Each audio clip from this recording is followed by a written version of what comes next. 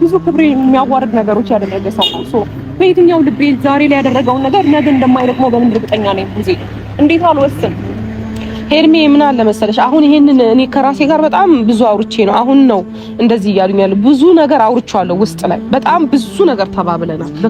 በላይ ምን አለ መሰለሽ፣ ወደ ኋላ ተመልሰን ይሄ የሆነውን ያልሆነውን ነገር እያነሳን እንትን ከምንል በቃ ቢያንስ ሄርሜ ሁሉንም ነገር እንተውና በቃ በይቅርታ እንመለስ፣ ወደ መጀመሪያ ፍቅራችን እንመለስ።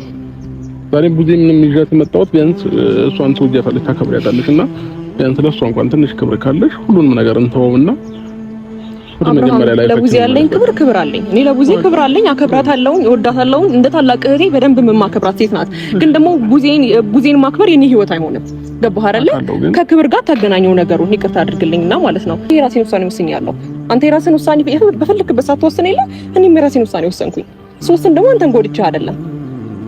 ገባህ አይደለ? ቢያንስ እናንተ ሂዱና ይኸውልህ አብርሽ ቡዜን ላውራት። የት ነው የምሄደው? እኔ ይቅርታሽን ሳልቀበል አልሄድም። ቡዜን ላውራት። እሺ እኔ ቡዜን ማውራት ፈልጋለሁ አብርሽ። በቃ እኔ ይቅርታሽን ሳልቀበል የትም መሄድ አልፈልግም። እኔ ይቅርታ መቀበል አልችልም። አብርሃም እኔ ይቅርታ ሁሉንም ነገር እንተወው። ይኸውልህ አዳምጠኝ። በቃ ሁሉንም ነገር ነው አብርሃም፣ ይሄን ነገር መጀመሪያ ነው ማሰብ የነበረብህ። በሐሳቤማ ከቅፌ ገብተሽ ሞቆኛ። ሰላም ሰላም የኔ ወዶች እንዴት ናችሁ? ደህና ናችሁ ያላችሁ? እኔ ያለሁኝ እግዚአብሔር የተመሰገነ ይሁን። ክብሩ ይስፋ ለመድኃኒዓለም። ማሮቼ ውዶቼ እንዴት ናችሁ? ሁሉ ሰላም፣ ሁሉ መልካም። እኔ ያለሁኝ እግዚአብሔር ይመስገን። እንግዲህ ያው ሰሞኑን በሄርሜላ ያለው ነገር እነዛ ሰዎች የት ይቀጥላሉ ብላችሁ ታስባላችሁ? ሩታና ፍቅር ማለት ነው። እና ይሄ የእናንተ የተንከሲስ የሴራችሁን የተጋለጠባችሁ ነው የሚመስለኝ እውነት ለመናገር። እና አሁን ግን ያው የኛ አብርሃም ሄርሜላ ተንበርክካ ይቅርታ እንደምትጠይቃት እርግጠኞች ነን ብለን ነበርና ዋና ግን እንኳን ይቅርታ አልካት። ዋና ወደ ራስ መመለስ ነው ቀብራራው። ይሄም ያልፋል እንግዲህ።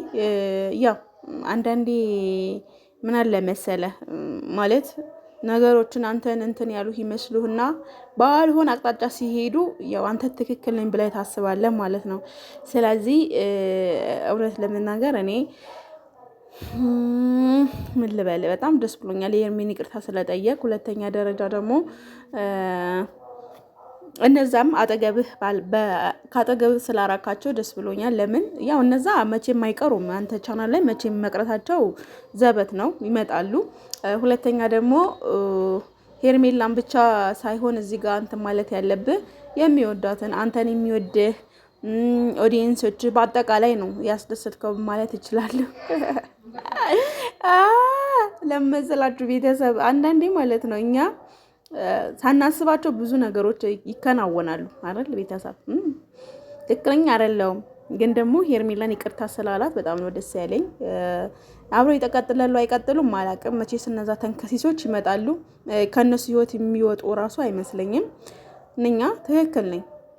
ስለዚህ ከነሱ ህይወት እስካልወጡ ድረስ ለነዚህን ደግሞ እንትን ልንሰጣቸው አይገባም።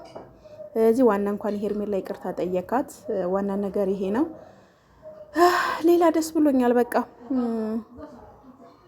ብቻ ግን ህይወታችሁን እነዛ ባይበጠብጡት የሚል ሀሳብ ነበር የነበረኝ። እና ማሮቼ እንዴት ናችሁ? ደህና ናችሁ?